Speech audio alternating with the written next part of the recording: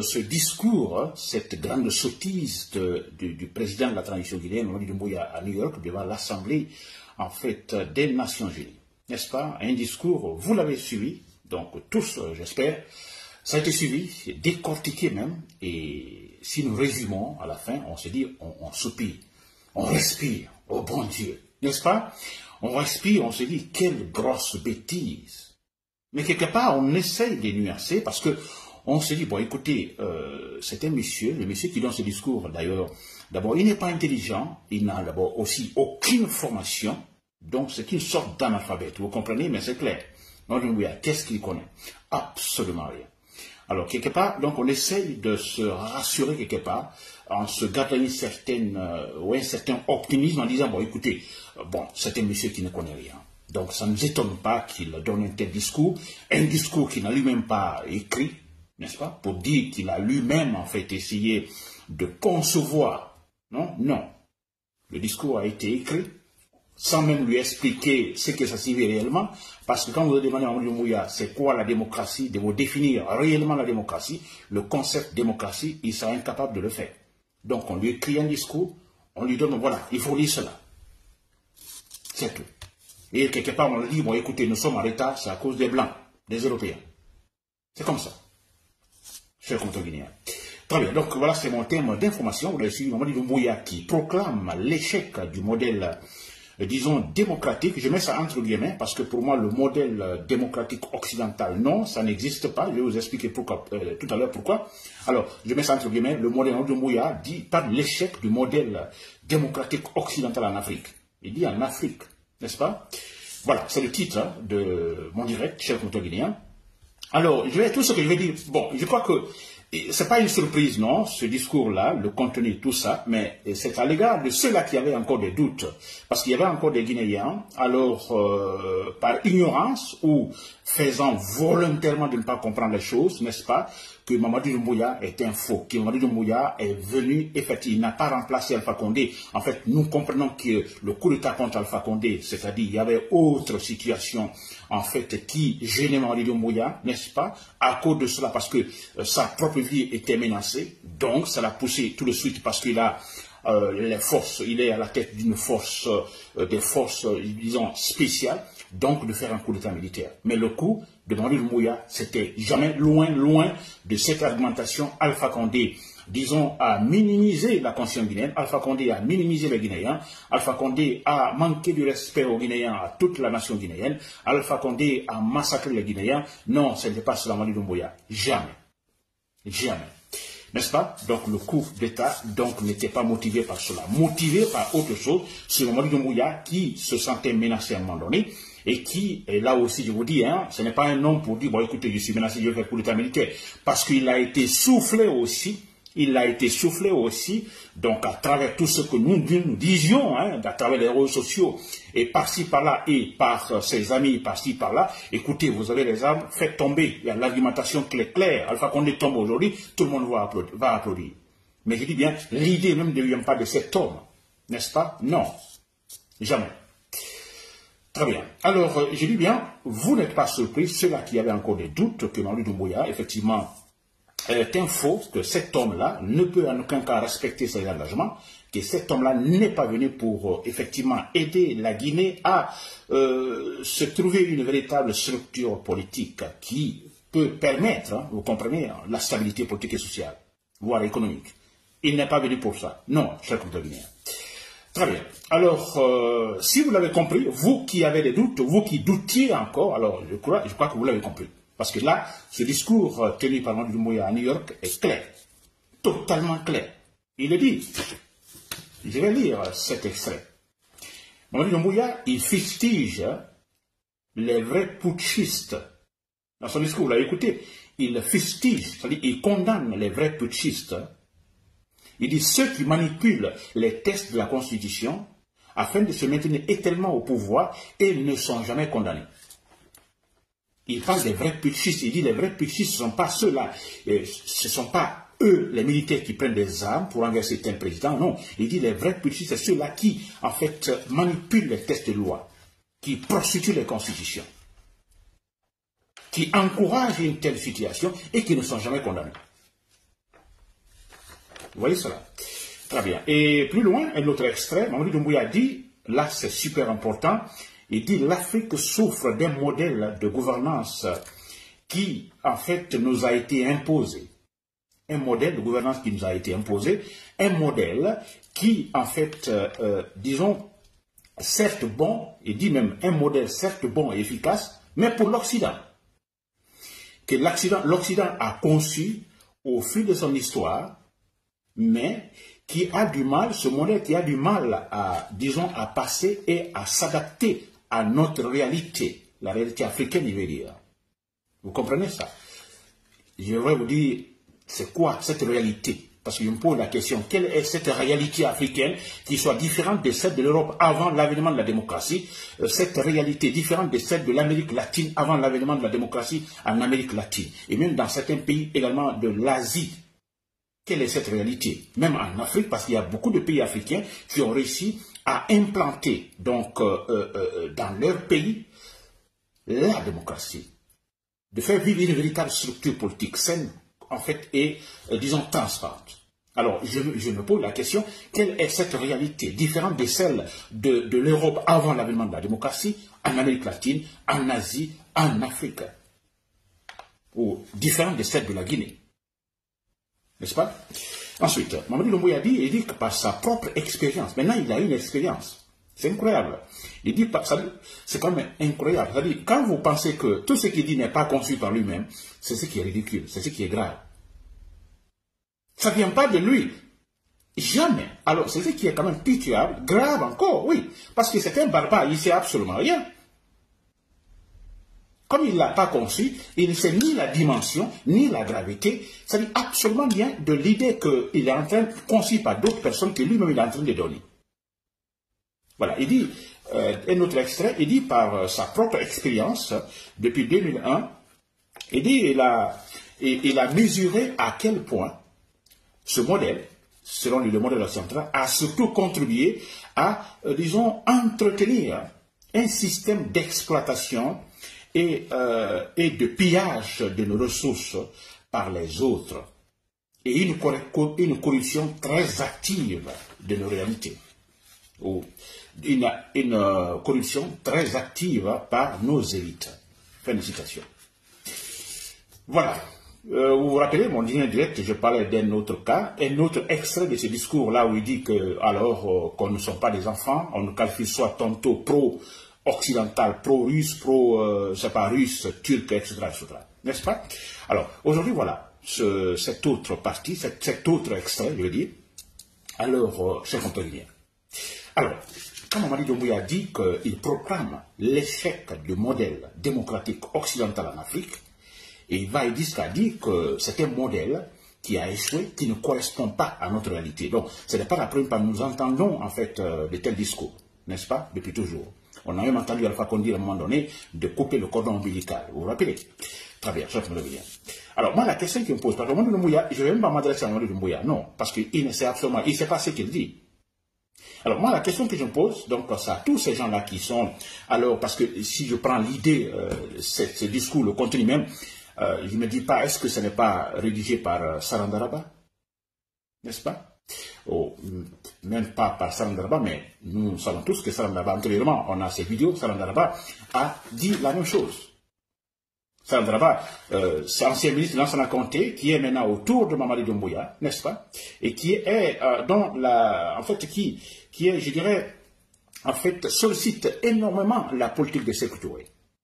Et les fans de Sékou Touré à 100%. Alors, nous rappelons, il y a cette vidéo aussi qui circule, Sarandaraba dit également, mais écoutez, le modèle démocratique, c'est le modèle démocratique qui a sémé de la pagaille en Guinée. Et que si vous voyez aujourd'hui, il y a manifestation, on parle de l'ethnocentrisme, par-ci, par-là, Sarandaraba dit que c'est la démocratie, la faute à la démocratie. N'est-ce pas? Et cette dame, Sarandaraba, est autour de Mamadi Doumbouya. Elle est là. Elles sont nombreuses, en fait, ces personnes. N'est-ce pas? Qui sont là à amadouer ce Toto que nous avons, le président Toto, qui ne sait absolument rien, donc qui n'est même pas patriote, qui n'aime pas son pays, qui ne sait pas réfléchir, qui n'est pas intelligent. Alors vous voyez, alors tout ce qu'on le dit, c'est accepté tout à l'heure. Vous voyez? Alors, ce n'est pas nouveau donc, puisque cette idée, Salangalaba, en fait, cette idée est cachée à Salangalaba, n'est-ce pas? C'est-à-dire la démocratie qui retarde la Guinée. Si nous sommes en retard, si tout ne va, rien ne va, c'est la démocratie. Le multipartisme.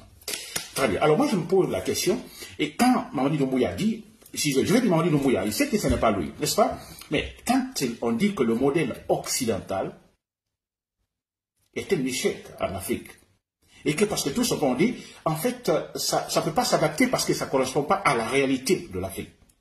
Alors moi je me dis même qu'on essaie de se moquer des Africains parce que quand on dit, Mamadi Doumbouya dit, en fait c'est un modèle qui ne s'adapte pas à la réalité africaine, l'Afrique, mais écoutez, c'est pas tous les pays, c'est pas, écoutez, pas tous les pays parce que qu'on n'insulte pas par exemple le Ghana, qu'on n'insulte pas le Sénégal, qu'on n'insulte pas le Mali, même Guinée-Bissau, même Gambie, même Sierra Leone, qu'on n'insulte pas Namibie, Éthiopie, Botswana, qui ont maintenant des structures politiques, n'est-ce pas? Qui ont un modèle, vous comprenez, de développement. N'est-ce pas? Et qui, parce que le point est très important, qui suivent, qui en fait obéissent à leur constitution. Ils ont élaboré ces pays, donc je vais dire ces pays en fait ont élaboré en fait des constitutions qui servent de modèle et qu'ils respectent, parce que ça c'est important. Il y a les lois, ils respectent ces lois, c'est tout. Alors qu'on n'incite pas en disant, bon écoutez, le modèle démocratique occidental ne convient pas à l'Afrique. Mais c'est faux du moment qu'on a certains pays africains qui, en fait, se débrouillent très bien avec ce système démocratique. N'est-ce pas? Alors on parle de réalité. Quelle réalité? Pensez-vous qu'en Europe, que l'Europe a commencé par la démocratie? Savez-vous, Mamadi Doumbouya, où est née la démocratie? Bien sûr, c'est un pays de l'Europe, bien sûr, en Grèce. C'est là que la démocratie est née. Dans d'autres pays, il n'y en avait pas. Avant l'avènement de la démocratie, il y avait des empires, il y avait des royaumes, de la dictature, partout en Europe.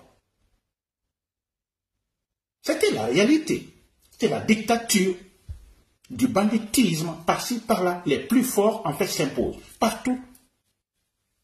Et ça, c'est une réalité. N'est-ce pas? Ils n'ont pas commencé, on ne dirait pas que c'est inné en eux, non, mais jamais. Des siècles, ces gens-là, c'était aussi de la brutalité, c'était, disons, de la dictature. On a des royaumes sans pitié, on a des empires sans pitié, mais c'était cela. Alors qu'on arrête de dire, bon écoutez, le modèle occidental est ceci, non, mais ils avaient aussi des problèmes. Alors, il y a eu pas mal de formes de gouvernance, vous le savez, la démocratie, le royaume, on parle il y avait encore, disons, de la dictature, pas mal. On avait avec Hitler, non, d'autres formes de gouvernance. Il y avait plein. Alors, ils ont tenté tout, et finalement, ils sont arrivés à la conclusion que le modèle démocratique est, disons, le mieux adapté ou le mieux capable de résoudre les problèmes des hommes. Mais c'est cela, parce que, écoutez, c'est un peu naturel. N'est-ce pas? Une seule personne ne peut pas s'imposer. Vous comprenez, sur des milliers de gens, des millions de personnes, une seule pensée. Non, c'est pourquoi on dit, bon, en fait, chacun peut gouverner le pays, du moment qu'il doit respecter, qu'il a un programme, qu'il doit respecter également, en fait, les lois du pays. Une seule personne à la tête du pays, pour toujours, non, on dit que ce n'est pas bien, ce n'est même pas naturel. Et là, le modèle de gouvernance qui correspond mieux à cela, c'est la démocratie. Dans la démocratie, on parle de multipartisme. Tout le monde peut créer. Que vous soyez riche ou pauvre, vous pouvez, ou femme ou homme, vous pouvez créer un parti politique. Vous comprenez? Vous avez des bonnes idées, vous faites des campagnes qu'il faut, vous gagnez, vous gouvernez le pays pendant un temps donné. On dit que c'est la démocratie donc qui correspond à cela, qui peut mieux gérer en fait, disons, les divergences d'idées. Parce que dans le pays, dans la société, il y a pas mal d'idées. Or, il y a pas mal de cultures, plusieurs cultures, des idées. On ne pense pas de la même façon, de la même manière. Vous comprenez? Et quelle forme de gouvernance peut gérer cela? C'est la démocratie. Et voilà comment l'Occident, finalement, a accepté cette démocratie, cette forme de gouvernance. Mais qui est née, je dis bien, en Grèce. Occident, en Grèce. Ce n'est pas né en France, ce n'est né ni en Angleterre, ni aux États-Unis, ni rien, mais en chose, comment on appelle ça, en Grèce.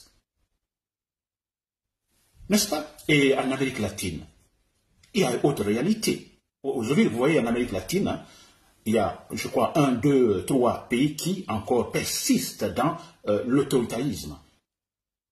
Mais aujourd'hui, il y a la stabilité démocratique en Amérique latine. L'Amérique latine que nous avons connue dans les années 50, 60, 70, des coups d'État par-ci, par-là, à tout moment, en Amérique latine. Mais qu'est-ce qui se passe là-bas aujourd'hui, s'il vous plaît? Il y a la stabilité démocratique. Et là-bas, les Européens ne sont pas dit, bon, écoutez, nous faisons ceci, non, s'imposer. Là-bas, ils ne pleurnichent pas, alors on nous impose un modèle démocratique. Non, là-bas, eux aussi, ils ont réfléchi, mais écoutez, la meilleure forme de gérer nos problèmes, de gérer la société, ils disent, mais c'est la démocratie. C'est la forme purement naturelle. Je vous respecte, respectez-moi.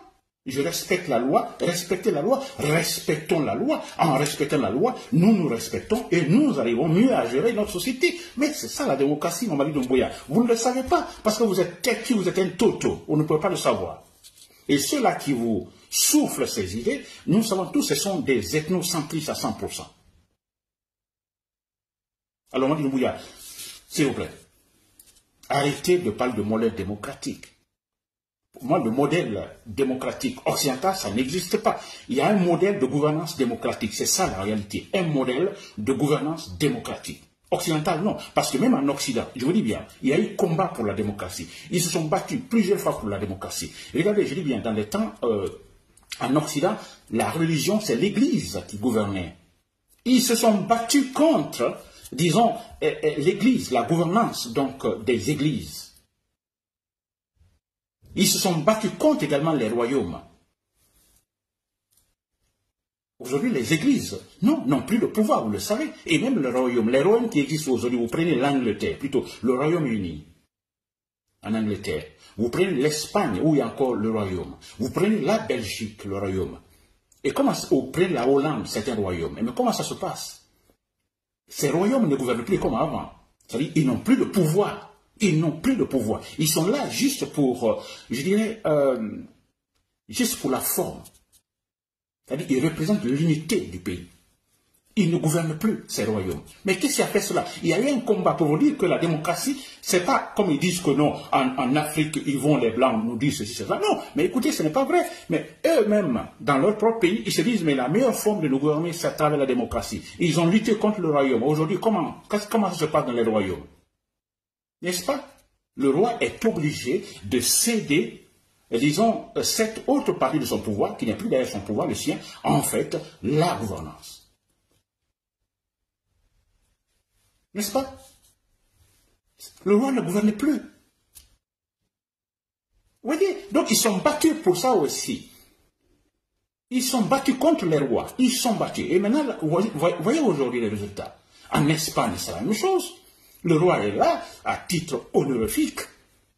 Il répand l'unité des Espagnols, mais il ne gouverne pas. Pourquoi il ne gouverne pas? Parce qu'ils se sont dit, mais écoutez, pour que nous puissions, parce qu'il y a donc cette pluralité des idées, une seule personne ne peut pas à tout moment. À un moment donné, oui, mais à tout moment, tout le temps, c'est impossible. Il y aura toujours des problèmes. Et voilà pourquoi aujourd'hui, on a ces rois qui sont là à titre honorifique. Espagne, Angleterre, le Royaume-Uni, la Hollande, la Belgique. Mais c'est clair. Même le Maroc, hein, vous comprenez, même le Maroc. À un moment donné, le roi était obligé de céder, même si ce n'est pas, disons, de la même manière comme cela se passe en Angleterre ou en Espagne ou autre, mais quand même, on a quand même ce qui est quand même important, donc c'est le temps, le roi qui, aujourd'hui, cède une partie de son pouvoir. Parce qu'il sait que s'il continue à faire comme ça se passait des siècles avant, c'est-à-dire lui seul, il est là, il a tout le pouvoir, il sait qu'à un moment donné, tôt ou tard, le peuple peut se révolter contre lui. Il cède. Alors, s'il vous plaît, tout cela pour dire qu'il n'y a pas de modèle démocratique occidental. Il y a un modèle, disons, démocratique. Il y a un modèle de gouvernance qu'on appelle démocratie. Un modèle de gouvernance démocratique. C'est cela la réalité. Arrêtez de mentir. Arrêtez de créer, je ne sais pas, de fausses informations que c'est un modèle occidental.